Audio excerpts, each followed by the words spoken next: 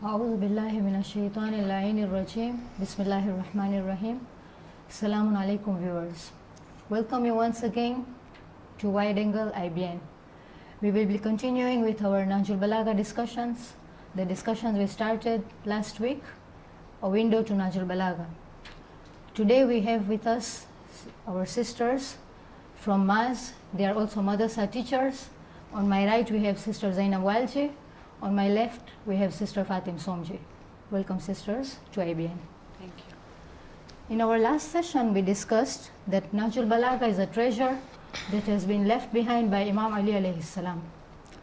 We also discussed that Nahjul Balagha has many sermons, many letters, many sayings, and what we are going to discuss today is one of the letters documented by Imam alayhi salam. Letter number 45 to Uthman bin Hunayf. Sister Fatim, can you tell us, when we talk about Imam writing letters to his governors, what period of Islamic government are we talking about? At this point, we're talking about the assassination of the third Khalifa. After that, Imam Ali was unanimously elected. In this, representatives from Basra, Kufa, Egypt, Hijaz, all of them took part. And this took place on the 24th of Zilhajj, 34 AH. And this is the time when Imam Ali took the Khilafah. Yes, the third Khalifa, Uthman bin Affan, was assassinated. A situation I think we find similar to the worldly situation today, where people are not pleased with political rulers. When Imam came to power, what kind of governors did he see put into positions, and what did he do with those governors? When leadership was enforced on Imam, he accepted it, but he openly declared in his first speech about his policy.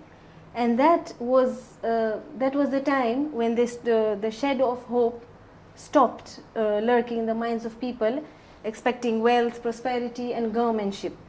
And this is the time when Imam improved the administration by replacing all the corrupt governors with pious and God-fearing people. Okay. When you speak about Imam's first speech and he made his policies clear then, Nahjul Balagha, sermon number 3, Shakshakiyah, talks about the first speech of Imam and also describes how people really wanted him to take up that position and how Imam was not willing to take it up, but because he had no option and because he was looking at the benefits of Islamic government, Islamic movement, he opted to go for that position. That is when he started the rulership, and as she said, he removed all the corrupt governors and he brought new governors to place. So this letter we find in Nahjul Balagha, which is letter number 45, it was written to Uthman bin Hunayf. Who was Uthman bin Hunayf? Bismillahir Rahmanir Rahim. Uthman bin Hunayf al-Ansari. He was Imam Ali alayhi salam's governor of Basra. As she said, that Imam chose those people whom he thought are good to lead, not those corrupt leaders who would be corrupted. And so Imam chose him. And this is the letter written to Uthman bin Hunayf, the governor of Basra, after Imam comes to know that he had been invited to a banquet which he should not have attended to. Why would Imam not want him to attend a banquet? What was probably not right? Because when we go through the contents of the letter, we will realize that it is a very reprimanding letter. So what was not right about that banquet that made Imam send such a harsh letter? Sharif al-Radhi, as we know, the writer or the compiler of Nahjul Balagha, says, Imam Ali wrote this letter to Uthman when he got the information that Uthman was invited to a feast from some people, from some Basra, and he responded to their invitation. Why was this invitation not so good? In a way, this banquet was only for the rich. The rich were invited. As you know, whenever rich, I don't mean to say all the rich. Of course, this is imams, but if we see today in the general world, when you see all those government places, government people, when they go to big feasts, what do you normally see? You will see, even if the country is poor in shambles, but they will be having all type of foods and everything on the tables. This is what Imam Ali was different from the government or from other governments of the world, and Imam would not like that. Imam wanted his governors to follow his footsteps so as to enable the public to have role models to follow. And Imam could not physically be there in all places. This is one way that Imam chose those who had taqwa. As the Holy Quran says, Inna akramakum indallahi atqakum. Who is more akram, who is more generous in the eyes of Allah? That one who has more taqwa. So, in your opinion, is this criteria restricted only for government rulers, or it is meant for our social gatherings also? No, it is for all of us to follow. In fact, if we are a leader anywhere, we can be leader at home only. If we are a leader at home, we need to follow what we are taught. If we only do it in public, because this was a public governorship, and if he does that, if he goes out, I remember our teachers telling us, or in Hausa, that if you are students here, or if you are teachers here, you are a teacher everywhere. In case if a student sees us outside, and we normally don't show what we are, then it's not like this. So this criteria stands for everywhere. A mother and a daughter, or a mother and a son, or somebody in the home, anywhere, any place we are leaders, in case if we have a leadership of even a little kind in our hands. And we have to be like role models as well. For right? everybody, yes. Because we are followers of the Imam. Exactly. In that case, we can connect this to our majalis also, where we invite people to attend our social gatherings, our religious gatherings. So Imam has shown a criteria that it should not be only for a certain group of people. If it is a majlis, if it's a social gathering, all kinds of people should be part of it. Exactly. This reminds me of Salman Muhammadi going to Madain as a governor, and how simple he was when he went to Madain, how similar to Imam Ali alayhi salam he was in his akhlaq when he went to Madain. And it tells us that even if we would want to be picked by Imam Mahdi ajalallahu ta'ala farajahu sharif as his companions when he comes back, we should also be very simple and have all those deserving qualities which would make the Imam pick us to be part of his army. What special qualities are required which would make an Imam pick a person? Some leadership qualities, and Imam expects his governors, the chosen people to be acting like him, and he also compares his own life, gives an example to Osman, and emphasizes the qualities of a leader. He also mentions that inordinate cravings and greediness should not overcome that person. Imam wrote this letter some 1400 years ago. I mean, it is such an old letter. What is the point of discussing it today, after so many years? Is it not an outdated thing? They say there is this, maybe you can correct me if it's a saying, Kalam al-Imam, Imam al-Kalam. When Imam says something, because this is the Imam not chosen by people. This is the difference between a leader chosen by the people and leader divinely chosen. When there's a divinely chosen person, then definitely his words will be as divine as the Holy Quran. And we know Quran, after the Quran, Nahjul Balagha is the second best book. Or in some books it is Ukhtul Quran, or maybe Akhul Quran, I don't know. Some books say... What does that mean, Ukhtul Quran or Akhul Quran? The sister of the Quran or the brother of the Quran. In some books I read brother, but mostly it says Ukhtul Quran. So if it is the sister of the Quran, what do you mean? Don't brother and sisters have same qualities? If Quran is the word of Allah subhanahu wa ta'ala, then Allah has chosen his prophet, and the prophet has chosen the Imam next to him, just like him. That's why he went with Mubahala as his nafs in Mubahala. So if he has said something, that will remain up to ila yawm al-qiyamah, up to day of Qiyamah, the words will be there. Nahjul Balagha, he's giving us, it is a peak of eloquence. So when Imam says something, the words will remain. We have to take some lessons to know the standards set by our Imam, and wherever we are, we need to improve ourselves. Then only, as she said, we can only become the followers, or maybe the soldiers, as we all are wishing to, of Imam Zaman. Ajallahu ta'ala. I would move a little bit away from the letter because you have mentioned mubahala. Can you shed a little bit of light on mubahala so that our viewers benefit from what was mubahala and how did the Prophet take Imam Ali alayhi salam as his nafs, as his self? Okay.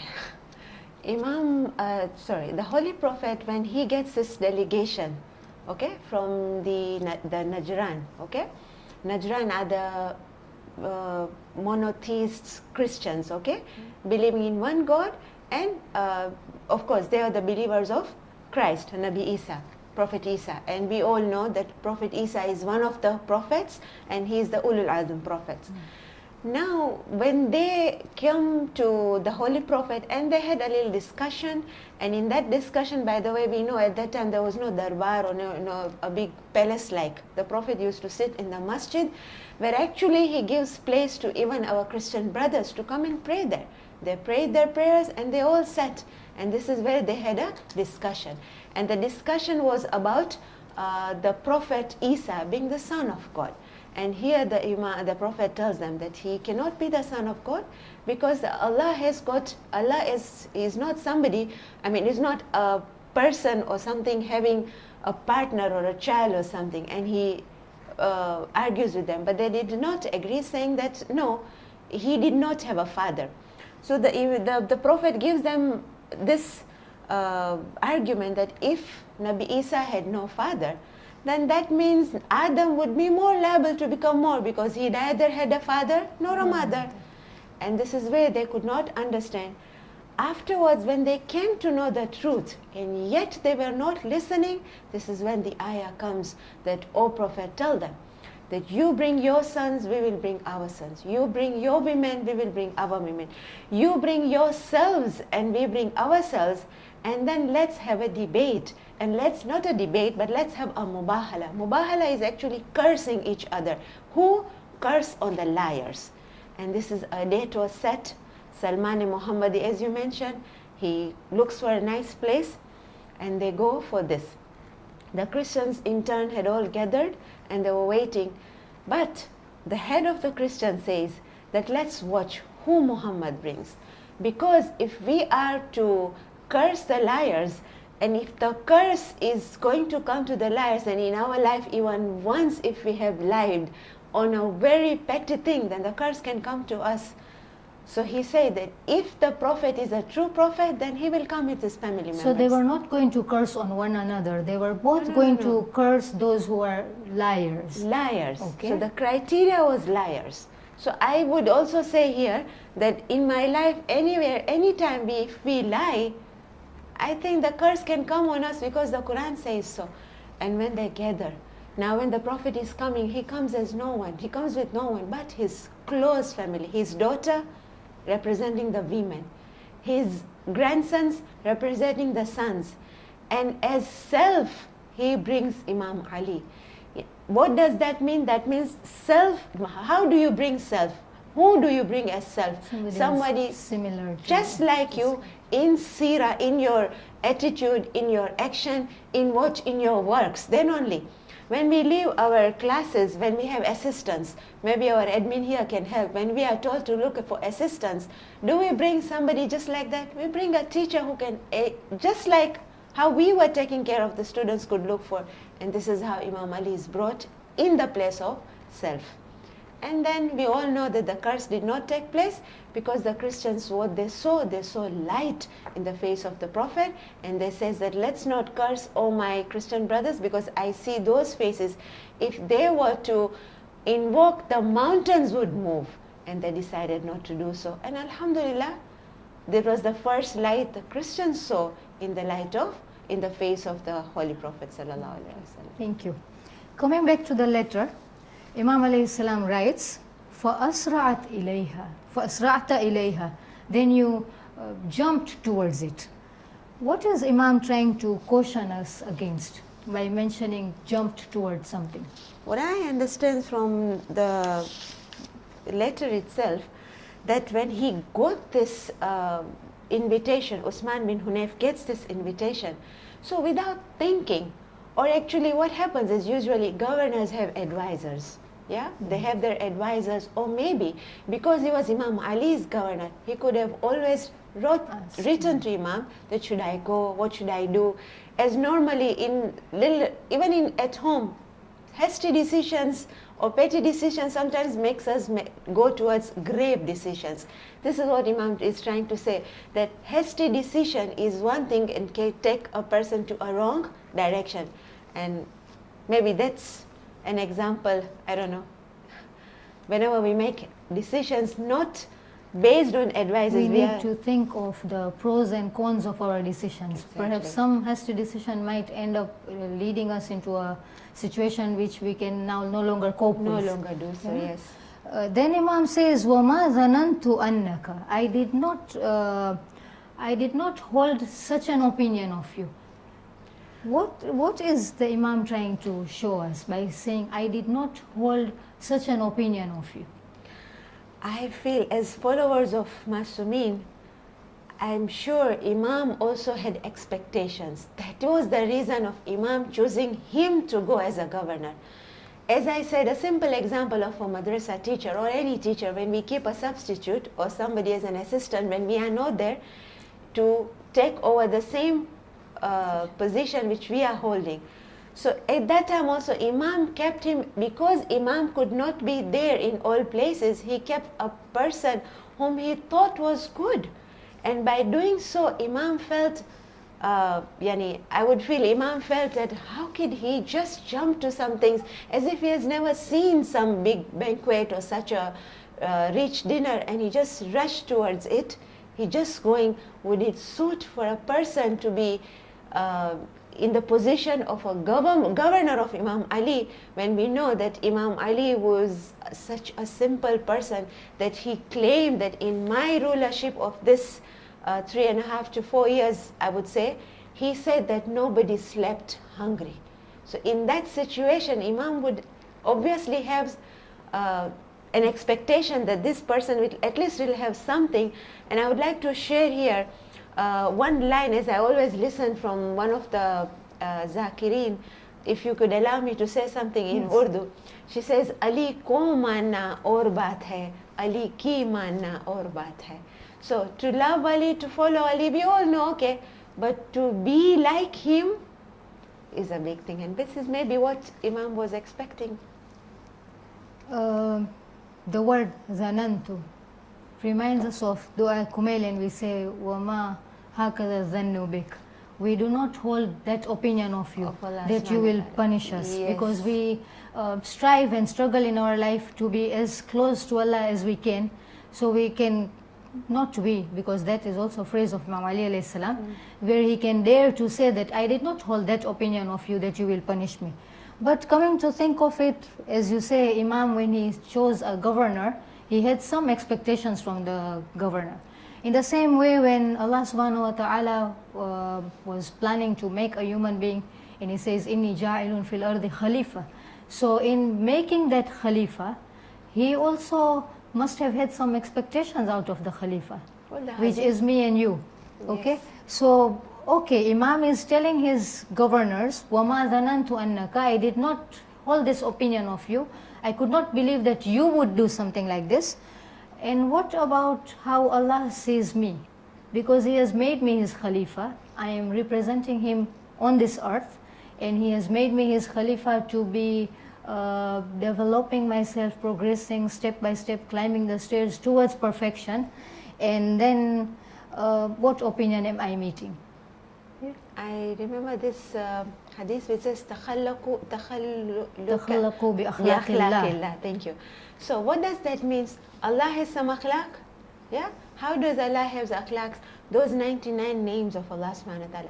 If He is Raziq, then I should also be helping somebody in the terms of food. Or maybe if He is Ghaffar, so shouldn't I be in the position of forgiving those who are under me, or those who are with me, or somebody must have wronged me. So maybe if Allah has made us Khalifas, then how He is, we have to try to be. We can't be like Him, but we can try to be. Thank you. There are two advices, because the letter talks mostly about food in the banquet, but there are specific advices that Imam gives to Uthman regarding food. Can you shed some light on it? He mentions to Usman, there is a saying which I will just quote from the Nahjul Balagha, which says, "Are we created to simply keep on thinking about food? Are we like those animals which are tied down to a post and think of nothing but its food? Or are we like those uncontrolled beasts that roam about and do nothing but eat to the fill and do not know the purpose of life?" So Imam here tries to explain us that only food is not the purpose of life. Purpose of life is different. Food is just a by the by thing. And he also tells Ibn Hunayf, Imam tells Ibn Hunayf, "O Ibn Hunayf, for Allah, be content with the bread that you get with lawful means, so that you may be exempted from the fire of hell." So that means we should eat what is lawful, what is halal, what is obtained in a lawful way, and not by greediness, by taking away from someone, snatching away someone's rights, and by doing wrong things. When we say lawfully secured meal, that term is vast. What do we mean when we say a lawful meal? Sharia says whatever you are doubtful, consider it halal. But the higher degree of taqwa is not only merely about halal and haram. There's a saying which says you are what you eat. Now, if we check something like that, when a person takes anything which comes into his mind, eats everything which he says, okay, Sharia has allowed me, okay, Sharia has allowed you. But then there is a higher degree of taqwa, how that happens, because food is directly affecting the spiritual part of a person. For example, if we were like Ayatollah Bahjat, in his advices, one of his advice, golden advices, he says that if a person is doubtful about some things, then he should stay away from it. Because by staying away from it, and he doesn't do that, he only does when he gets surety about that thing, then Allah raises his status.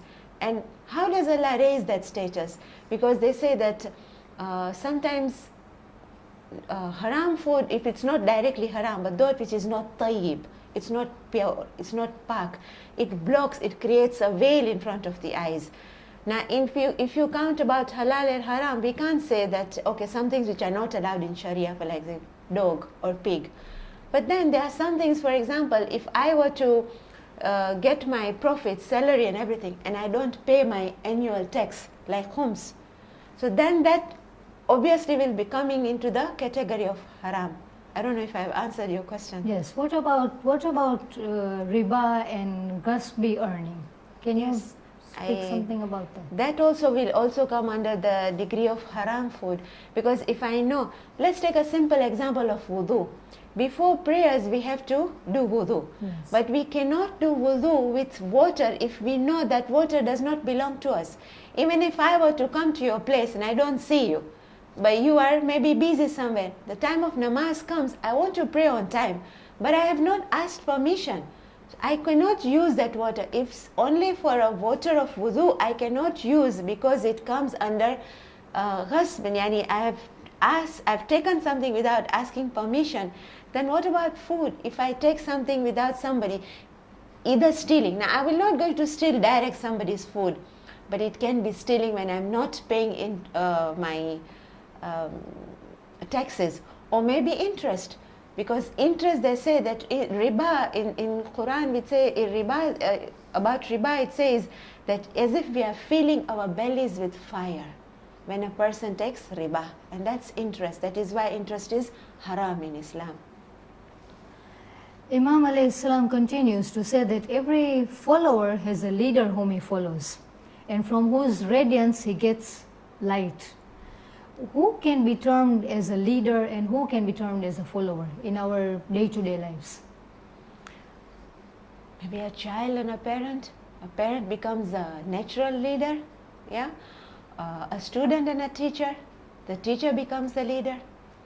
a zakir and those listening, at that time the zakir becomes the leader when he's, leading or saying something. Or maybe those who are viewing this show today, the viewers also. And we also becomes presenters. We also have a responsibility that Quran says, in one of the ayats of Quran, which Quran says, don't say that which you are not doing. لِمَ تَقُولُونَ مَا لَا Ma la تَفْعَلُونَ. taf'alun. Yes, so what we are saying today, may Allah give us first the tawfiq to do, Practice it then we first. say it. When Imam reprimands Uthman bin Hunayf, he mentions that he was contented with 2 shabby pieces of cloth, 2 dry loaves of bread. Why does Imam mention these things? Because normally you would see an Imam, when he does something, he does not want to make a show of it. But this is something that Imam has mentioned several times in Nahjul Balagha, that I am contented with 2 shabby pieces of cloth, I am fine with 2 dry loaves of bread. Why does Imam mention this? Does he want each and every follower also to be dressed in 2 shabby pieces of clothes and eating nothing but 2 dry loaves of bread? When we say 2 pieces of shabby clothes and dry loaves of bread, it means Imam is trying to show the simplicity of life. There is no need to have more when you already have enough of yours. So he wanted to lead such a life, the life of the poorest person, so that he can be in line with the people of that time. And at that time, the situation of that place was in such a way that he wanted to lead that kind of a life. There is one story which as I was going through, and I just came across. Ibn Rafi says he went to Imam Ali on the Eid day, and when he was sitting there, a bag was brought before the Imam. He thought it might contain jewels. It was a sealed bag, and Imam opened the bag and it contained dry pieces of bread. So this Ibn Rafi was surprised, and he says, what is the reason of sealing such food when it is only dry pieces of bread? So Imam says, Ibn Rafi says, even a beggar would not steal this kind of food, and you are keeping it sealed. Imam says, I keep it sealed because my children try to substitute it with softer bread. And he says, I want to live in such a way, I want to live and feel, suffer like the poor person. That is why I am having this kind of food. So Imam was only using simplest of things because he wanted to be in line with the poorest of the poor. That makes it clear as to why Imam Rida alayhi salam, who was living in the Darbar of Mamun, was normally dressed nicely, because at that time the Muslim community was at a stage where the poorest of Muslims were also well-dressed people. So he did not have to be wearing such simple clothes and have such meager means of meals. But then why does Imam keep mentioning about it? I mean, it is understood why he wore simple clothes, why he ate simple food. But why did he keep mentioning what he was doing? Is it that he wants us also to be like that, doing simple things? When Imam mentions this, it doesn't mean he's forcing us to do it, but he says, at least support me in this kind of piety, in this kind of simple way of life. So it means that we have to try and be simple as well, not to the extent of too much, just to support as well. Even if the times are good, some kind of piety and chastity has to be. Maybe too much of material would move us away from our focus and forget the purpose in life. As he had mentioned earlier. Yes. And if I can add something here, Yeah. I was just going through some mails and I found an article which, it caught my eye when it says 2 leaders, 2 different lives. So I just opened and there was an attachment. One of the country's leaders had his home made of, even the taps were made of gold, and it was such a big house, and even the children, when we were showing the clip, they actually went, wow, it was such a big home. But the contrast was of that leader, the leader of the Islamic Republic of Iran, Ahmadinejad, he's still sitting on the floor and eating meals with his family down the floor. So this is one of the followers of Imam Ali, I would say.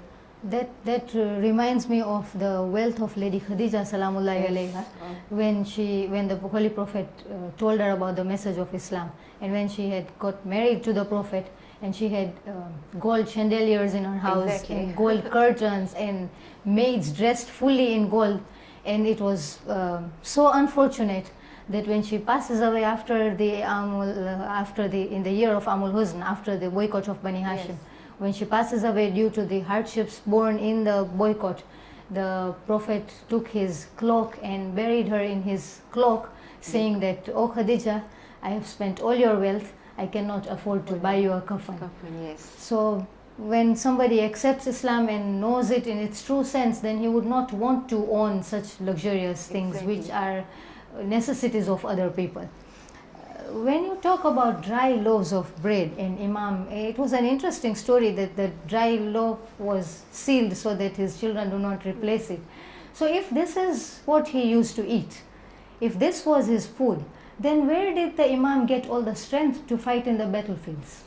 This is mentioned in the letter itself. I will just give a comparison, and I think the answer will already be there. It says, remember that the tree of the forest is the best of timber, while green twigs have a soft bark and the wild bushes are very strong in burning and slow in dying off.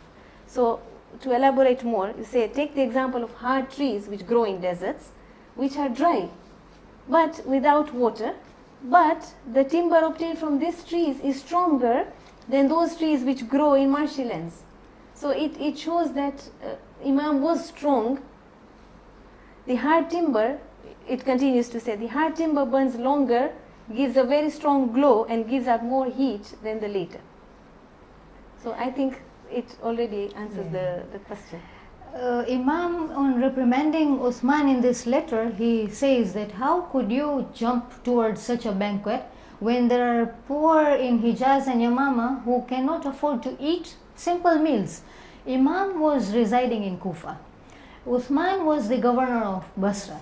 Why then does Imam talk about Hijaz and Yamama, where neither was the Imam living nor was Uthman residing? In one of the majalises I had heard from a great alim, and he said that Imam's Khilafah extended to more than 80 provinces or 80 places. So all this Hijaz, Yamama, his Khilafah extended to all those areas, and he shows that he is responsible for every corner of his Khilafah area. It would be wrong for a leader to lavish with good meals while his people are hungry. And we know the story about once a person as a traveler comes and he passes through the garden and he sees a very old girl, I mean not an old but a simple gardener working in the garden. He asks him that can I have a place to sleep and some food to eat? The gardener says, I have some food, I'm about to eat, you can share with me. The gardener removes dry pieces of bread and a little water. The pieces of dry bread was so dry that he actually had to put it on his knees and break it. This guy could not eat, and he was just wondering that how is this gardener eating? After a little while, the gardener looks and says, maybe this food is not for you and you won't be able to eat. Do a thing. You see that it was Imam Hassan's actually garden. He said, you see this garden there? There is a small guest house there. Go there, you will be fed. He goes inside that guest house and Imam Hassan feeds him well, he gets everything. Now while he's feeding, he's hiding something, either he's in pocket or somewhere. Imam Hassan tells him, you eat to your fill, for your takeaway I should say, I will give you some home. He said, no, I am a traveler. But the gardener outside is eating such dry bread that I felt sorry for him. Imam Hassan had to smile and say, oh traveler, that is none else but my father. So all those places were under him, and I was amazed to know that there were more than 80 places under Imam Ali. But he claimed that in my Khilafah, no one slept hungry. In all the 80 provinces? Yes. How does Imam describe somebody who only thinks of food? You know, because it is our trend our children, when they wake up in the morning, they would say, "Mommy, I want you to pack this in my lunch box, and when I come home for lunch, this is what I want, and I will have cakes and brownies for tea, and I will have cuckoo chips for dinner." And you know, it's an ongoing thing where our world revolves around food. So what does Imam say about someone who thinks only of food? As I had mentioned earlier as well, Imam says you are a person who only thinks about food is like an untamed animal who has no other purpose in life apart from food. There is no other purpose that he has been created only to eat. He has just been created to eat good food. Like he is comparing us like animals who have no purpose in life apart from eating. It's like the Quran saying, "Ulaika kal an'am, bal hum adal." They are like animals. No, they are worse than animals. So what, maybe very briefly you can tell us, what is the purpose in life? How would you define purpose in life? The purpose in life, I would say, is to know your Lord and to try and reach Him. Because if He says in the Quran, Allah subhanahu wa ta'ala says that وَمَا خَلَقْتُ الْإِنسَ وَالْجِنَّ إِلَّا لِيَعْبُدُونَ. He has made us for nothing but worship. Now worship doesn't mean that we sit on the musalla day and night. Worship is those mu'amalat. That's why, you know, we have the fiqh rules of mu'amalas, even business dealings. If we are doing business, if we are earning, that's also ibadah in the way of Allah subhanahu wa ta'ala. Why?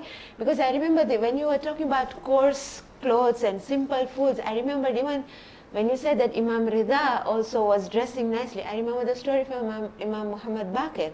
Even during his time, the times were good. And a person comes and reprimands the Imam and telling, you know how we are sometimes holier than thou attitude, we won't feel like telling the Sheikh something like that.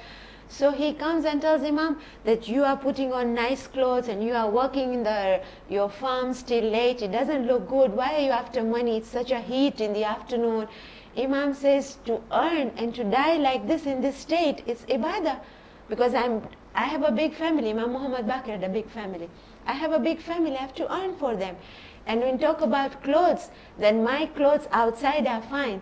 But will you go and check your clothes inside, how rich they are, while I am wearing coarse clothes inside to remind myself that we are all going to die. And this is just, I'm paraphrasing Imam's words, that this is just the simplicity to wear coarse clothes. Whenever we wear good, nice clothes, we feel nice. And I don't know, I think like that. So maybe this is what he is trying to tell us. When you talk about Imam saying, I wear coarse clothes inside to remind myself. When you talk about the purpose of life being to know your Lord.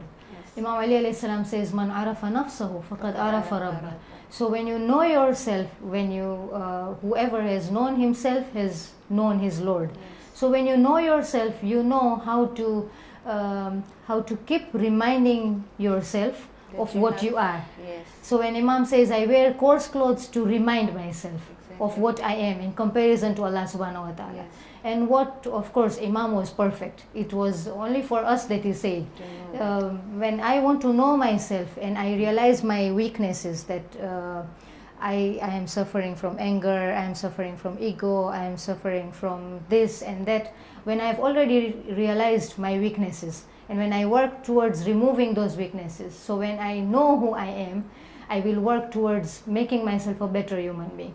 So man arafa nafsahu faqad arafa rabbahu, because as you said earlier, takhallaqu bi akhlaqillah. So I have known where I stand, and that will make me know where I need to stand. So I will strive towards being like Allah, acquiring all those qualities that are in Allah. So I would fulfill my purpose in life by knowing myself, inshallah. Exactly, Yeah?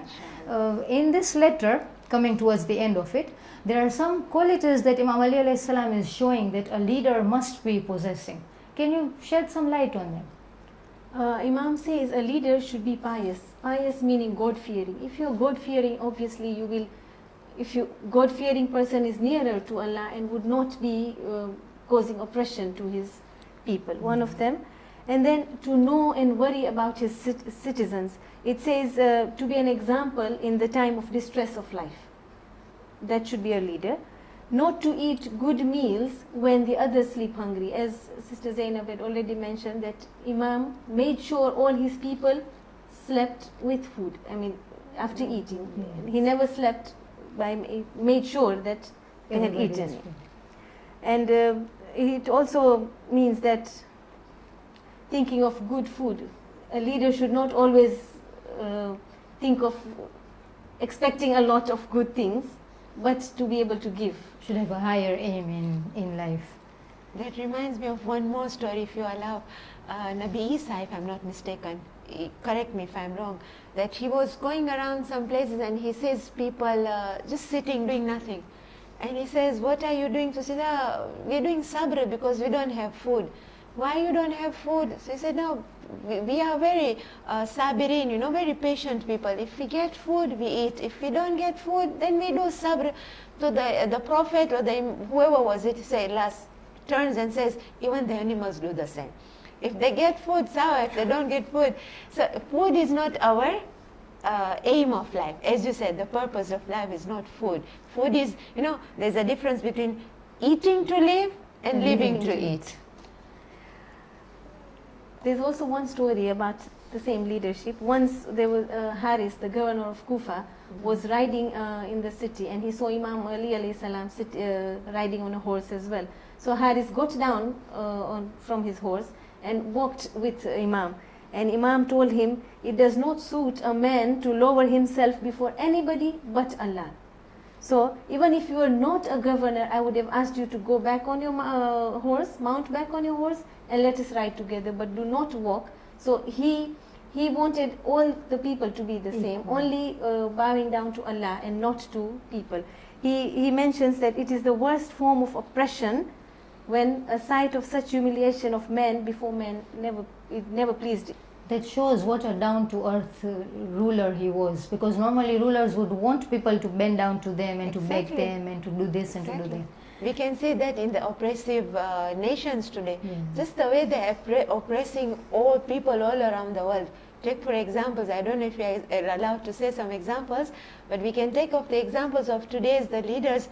I mean, all over we can see if they are a little rich country, the way they harass the poor, or when they have taken over some country's resources and they live lavishly, by the people of that country are totally living in shambles. Considering the akhirah, where there shall be the final abode, we are all focused towards where our final place will be. And na'udhu billah, nobody wants to go to hell. So Imam also concludes this letter with giving some advice to Uthman as a way of safeguarding himself from the fire of hell. Can you tell us about that? What Imam means actually is to be content. Contentment, this is the best capital. It's never lost, something like that. So be content with what you have, with your own loves. Contentment is the capital actually that never diminishes. When one is contented, he does not have greed then. Greed and love for the world are the keys to destruction. And this is actually what we see today around the world. When their resources are ending, they go to other countries who have more resources, take them. Why? Because it's greed. They cannot live simply, they cannot. So they want to take everything. And this is the advice Imam tells us, that we have to be contented with whatever we have. That brings us to the end of the session. Sister Zainab, you told us that Kalamul Imam, Imamul Kalam, meaning the words of Imam are leaders of all words. And these words that we have seen have been documented by the Imam himself, whereby over and over he keeps talking about simplicity, he keeps talking about a simple way of dressing, a simple way of eating.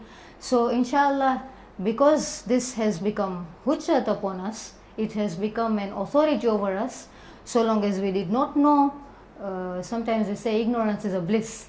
Yeah? So long as we did not know, it was okay. But now that we know, these words are hujjat upon us, and we as followers of Imam Ali alayhi salam need to change our lifestyle so that we try to adopt some sort of simplicity into our lives, or at least whatever luxuries we have, which is not wrong to have. Living to your status is perfectly alright in Islam, but it should not be a distraction moving us away from our goal in life. Wassalamu alaikum wa rahmatullahi ta'ala wa barakatuh. See you again next week, same time on Wide Angle IBI. Thank you, viewers. Nahjul.